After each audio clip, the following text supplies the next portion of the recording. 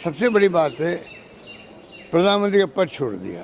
तो हमें गर्व है कि जिसने प्रधानमंत्री पद छोड़ दिया हो वो एक महान नेता और वो किसी राज्य में जाके बन सकती थी राज्यसभा मेंबर। उन्होंने चयन किया अगर राजस्थान का। आज ये खबर पूरे देश में दुनिया में जाएगी कि सोनिया गांधी जी जो महान नेता है देश की, उन्होंने राज्यसभा में राजस्थान से जाने का चयन किया है। भारत सरकार एनडीए गवर्नमेंट आज बनी हुई है, उनके भी कान खड़े होंगे कि सोनिया गांधी जी का रिश्ता as a Rajya Sabha member Rajasthan से हैं। आंदोलन समाप्त हुआ, वादे किए गए। क्या एक साल निकल गया उस बात को? एक साल में आप उनका दिल नहीं जीत सकते थे, उनको कन्विंस नहीं कर सकते थे, फिर लापरवाही की गई। तमाम कार्यकर्ताओं में और आम लोगों में बहुत उत्साह है, क्योंकि सोनिया गांधी जी का राजस्थान रिश्ता जो है बहुत पुराना है। मुझे याद है जब राजीव गांधी जी प्रधानमंत्री बने थे, प्रधानमंत्री बनते ही जो दौरे उन्होंने शुरू किए आदिवासी क्षेत्रों में, उस वक्त भी वो उनके साथ आई थी, डूंगरपुर के अंदर भी, मेवाड़ के अंदर भी। कोई भी घटना विकास की हो, सोनिया गांधी जी ने हमेशा इंटरेस्ट लिया। रिफाइनरी लगना असंभव था, एचपीसीएल ने मना कर दिया था।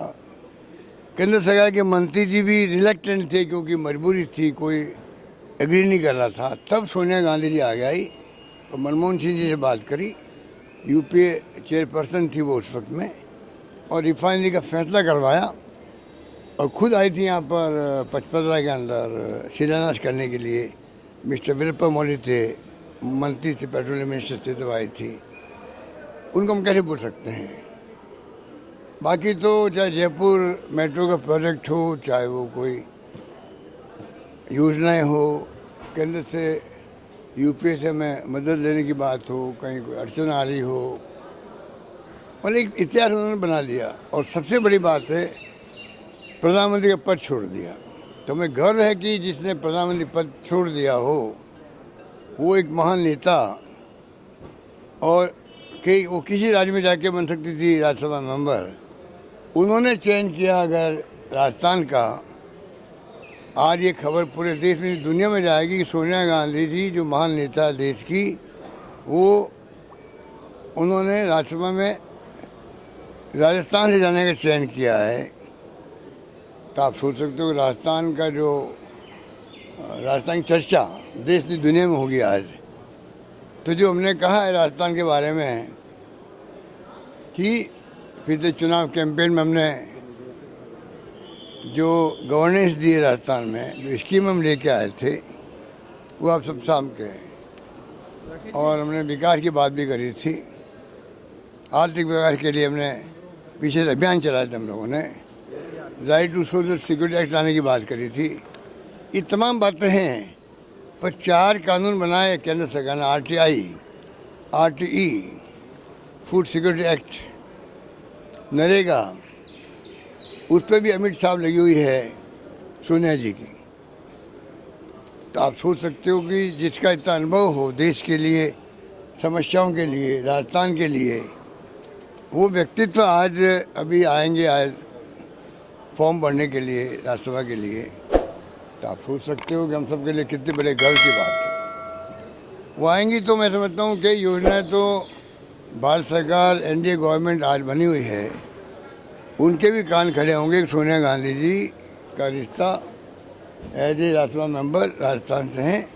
तो हमारी कोई योजनाएं होगी, हम दबाव बनाएंगे केंद्र पर, राज्य पर, उस पर भी हमें इमदाद मिलेगी उनके औरा का, ये मैं कह सकता हूँ। तो मुझे बहुत खुशी है, मेरे पास शब्द नहीं, किन शब्दों में हम प्रसन्नता व्यक्त करें उनके फैसले का। देखिए पूरी तरह नरेंद्र मोदी जी एक्सपोज हो रहे हैं। जब मैं मुख्यमंत्री था तब वो मुख्यमंत्री थे, कई मीटिंगों में हम साथ बैठते थे। आज ही वो मीटिंग बोलते हैं कि साहब हमारे मुख्यमंत्री जमात में सबसे सीनियर मुख्यमंत्री अशोक गहलोत थे। आप देखा होगा मानगढ़ में बोले थे। तो मैं बहुत करीब से उनको मैं देखता था क्या बोलते हैं, क्या वो चाहते हैं। अगर उस वक्त वो कहते थे कि एमएसपी की जो है कानून बनना चाहिए, एमएसपी के लिए भारत सरकार को चाहिए, वो दबाव देते थे अगर केंद्र पे उस वक्त में यूपी गवर्नमेंट पे। अब तो 10 साल से खुद प्रधानमंत्री हैं, अब उनको कौन रोक रहा है। और सबसे बड़ी बात है कि जिस प्रकार से ये किसानों का आंदोलन जो सेकंड फेज शुरू हुआ है, इसकी नौबत नहीं आनी चाहिए थी। जो पहले फेज में 600-700 लोग मर चुके हैं, किसान लोग पूरे देश के अंदर। इस बात का दर्द है किसानों के अंदर, आम लोगों के अंदर भी, कि हमारे किसान भाई लोग जो हैं, जो अन्नदाता कहलाते हैं, 600 किसानों को अपनी शहादत देनी पड़ी है अपनी मांगों के लिए। आखिर में सरकार को झुकना पड़ा, आंदोलन समाप्त हुआ, वादे किए गए। क्या 1 साल निकल गया उस बात को? 1 साल में आप उनका दिल नहीं जीत सकते थे, उनको कन्विंस नहीं कर सकते थे। फिर लापरवाही की गई। लच्छेदार भाषण देना एक बात है, बड़ी बड़ी योजनाएं सपने दिखाना एक बात है। जो दिखा रहे हैं वो देश को दिखा रहे हैं सपने, पार्लियामेंट के अंदर भी पार्लियामेंट बाहर भी अटैक करते हैं बहुत निम्न स्तर के वो विपक्ष पर। जबकि मोदी जी और हम लोग पैदा ही नहीं हुए थे तब देश आज़ाद हो गया था। कहाँ पंडित नेहरू, दुनिया लोहा मानती है हिंदुस्तान के एक महान नेता का, जो पंडित नेहरू पंचशील सिद्धांत की बात करते थे, प्लानिंग कमीशन में लेके आए, दुनिया को नई सोच दी, नीम का गठन किया निर्गुण राष्ट्र सम्मेलनों का। उस जमाने में हम पढ़ते थे तो क्या पंडित नेहरू की सोच थी, बड़े बड़े बांध, बड़े बड़े कारखाने। आज जो नींव हमारी मजबूत है पाकिस्तान के मुकाबले में, उसमें भूमिका पंडित नेहरू की थी। दार्शनिक भी थे, दूरदृष्टि रखते थे, और जो उन्होंने संदेश दिया देश को, नौजवानों को, देशवासियों को, गांधी जी लोहा मानते थे और उनको इसीलिए प्रधानमंत्री बनाया। आप सोच सकते हो, एक शब्द उनके बारे में बोलो नहीं, उनकी आलोचना करो, इतिहास से उनका नाम हटाने का प्रयास करो। आप नई पीढ़ी को क्या सिखा रहे हो? अगर इस प्रकार की आपकी हरकत रहेगी ना तो इतिहास आपको भी याद नहीं करेगा। ये तो आप कुछ भी सोच लीजिए, विपक्ष कोई साजिश नहीं कर रहा है और किसानों ने खुद ने तय कर रखा है। इसमें हम विपक्ष की हो या कोई हो, वो राजनीति नहीं आने देंगे। इसे आपने देखा होगा पहले फेज के आंदोलन के अंदर भी विपक्ष को उन्होंने कोई इस तरह से इन्वॉल्व नहीं किया है आंदोलन के अंदर। खुद के बलबूते पर, खुद की क्षमता पर, खुद के दृढ़ निश्चय पर और खुद के संकल्प पर उन्होंने आगे बढ़े थे। और देश को गर्व होना चाहिए कि देश के किसानों में दमखम है। उन्होंने आखिर में केंद्र सरकार को झुका दिया।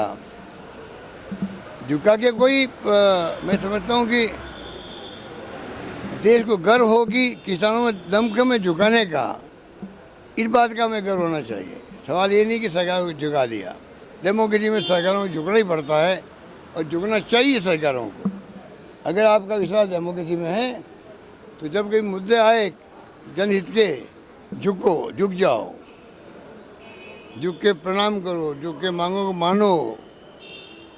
उसमें तो हमें गर्व होना चाहिए सरकार को भी। पर सरकार ये बहुत ही, आप समझ लो कि निकम्मी भी है, नाकारा भी है। किस रूप में? वैसे तो वो राजनीति कर रहे हैं, तो निकम्मी नाकारा क्या हो सकती है? सोच के अंदर सोच निकम्मी है, सोच नाकारा है, सोच नेगेटिव है, सोच देश को बर्बाद करने वाली है। और सोच जो है देश में तनाव पैदा कर दिया है, डरावना माहौल बना दिया है, अविश्वास की भावना पैदा करती है, हिंसा का माहौल बन गया है। और बहुत खतरनाक देश के लिए है। आने वाले वक्त में पता नहीं ये देश किस दिशा में जाएगा, किस दिशा में जा रहा है किसी को नहीं मालूम। Judiciary, income tax, ED, CBI, यही इनका काम रह गया है। विपक्ष इनका टारगेट है, जैसे इनके लोग तो दूर से धुले हुए हैं। देश देख रहा है, कानों कान खबर लगेगी नहीं। जैसे इंदिरा जी से हार गई थी भाई, बांग्लादेश का आज़ाद करवा दिया उन्होंने, पाकिस्तान के 2 टुकड़े कर दिए, गरीब हटाओ की बात उन्होंने करी, सब कुछ किया। पर जनता ने उनको भी एक जब मौका आया तो पराजित कर दिया। वाजपेयी गवर्नमेंट चली गई, इंडिया साइनिंग और फील गुड करते करते क्या पता पड़े इस गवर्नमेंट का क्या हर्ष होगा, टाइम बताएगा।